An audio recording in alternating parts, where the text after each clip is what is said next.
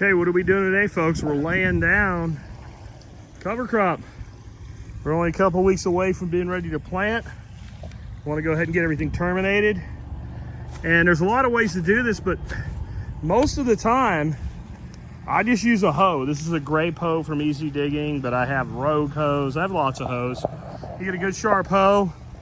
You use kind of a raking motion to cut your plants off at the base and lay them down, and then just kind of beat kinks into them, and then turn your hoe like a tamper and just kind of walk around on the bed.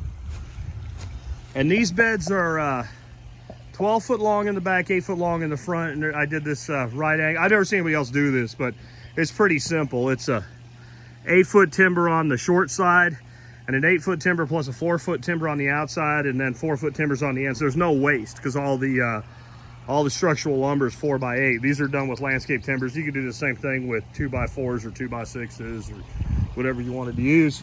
But as you can see, we have a nice lay down now. Compared to like over there, there's another cover crop in those beds back there. That's not ready to go yet. That was planted way too late. Anyway, oop, there's a Swiss chard that survived through. It'll probably come back up even though I just smashed it.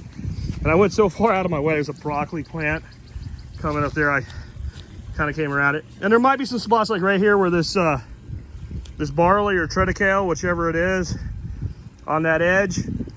What I'll do is once everything starts to brown up, it'll be real easy to see where any of the stuff that's still surviving is. And we'll go ahead and either crimp it with the hoe or by hand, or we might even flame weed it. Have a good flame weeder. And if you just hit it with that, you will rupture the cells. And once those cells are ruptured, it's pretty good at knocking it down. If you look, there was weeds in those beds in that, just tons of weeds in those wicking beds in the back of that aviary there.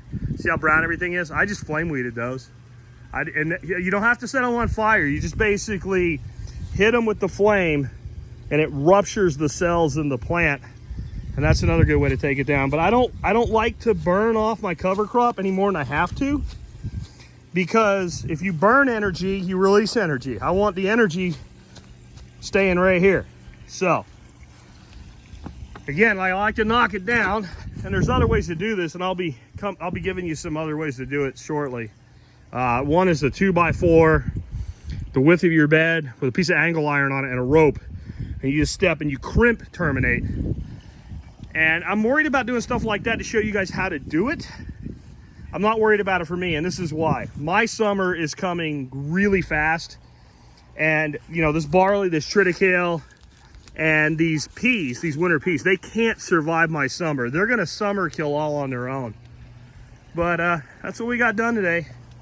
4 beds knocked down, maybe 10 minutes of bed. Maybe 10 minutes of bed. And that's because I did 2 and then I drank a beer and then I did the other 2. So it's probably really more like 5 minutes of bed to do this. It's not hard. Again, a good Grape hoe or any good hoe. Get yourself a file, get a good edge on it, knock it down. And now, I was talking to my wife about this. You know, our earthworms are going to go crazy over the next couple weeks. I mean, that is all food. And there's something important in this. You'll notice in all this pea, no flowers. And I let it go as long as I could. At any point along the way, if it started to flower, I would have went ahead and terminated it. But it didn't flower all the way up till now. You see those beautiful roots. I just wanted to pull that piece out to show you. Look at, and that's what's below the surface. And I don't want to till this. I don't want to disc this. I don't want to pull this up like this, except this one clump here or there that I did to show you. Or if I have a particularly ornery clump of a grass, like a triticale or I don't have any here, but cayuse oat or barley or wheat that just won't go, then I'll pull just that clump up. I want to leave all of that beautiful root mass. I want to leave all that down in the soil. There's more mass below the soil from this than there is above. And that's how you build your carbon. This is, you know, it's very little money. People worry about, like, you're spending money and you're not getting a yield. Well, and they turn around and spend money on other inputs like fertilizers and what have you. There's $2 per bed here. So it's 4 beds, $8 in cover crop seed.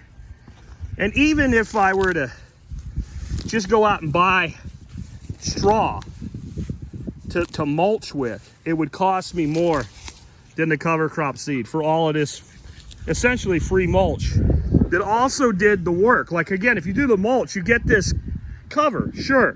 But what you don't get is, one, you don't get cover and active roots for the whole winter and keep that soil active. But the other thing you don't get is all the roots that are below the soil. You don't get all that carbon, all those fast carbon pathways.